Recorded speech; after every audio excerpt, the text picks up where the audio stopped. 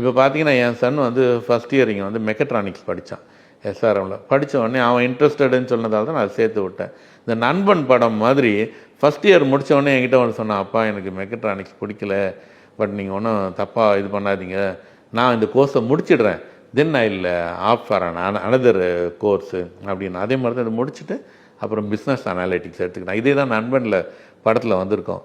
அவனுக்கு வந்து wild life photography பிடிக்கும், வைல்ட் லைஃப் ஃபோட்டோகிராஃபி பிடிக்கும் அவனுக்கு.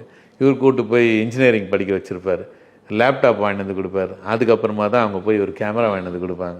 ஸோ அந்த மாதிரி பசங்களை புரிஞ்சிக்கணும்.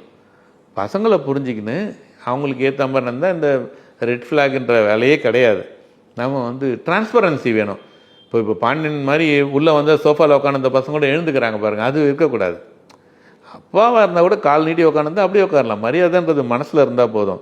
இந்த மாதிரி ஒரு ஃபேக் ரெஸ்பெக்ட்டு, நம்ம வந்தாலே டிசிப்ளின், அப்பா வந்தாலே வீடு சைலண்ட் ஆகிடும், அது இருக்கக்கூடாது. அப்பான்றவரும் ஒரு ஃப்ரெண்டுன்ற மாதிரி அடாப்ட் பண்ணிக்கிற ஒரு சொசைட்டி இருந்ததுன்னா உங்களுக்கு அந்த ரெட் ஃப்ளாகே இருக்காது.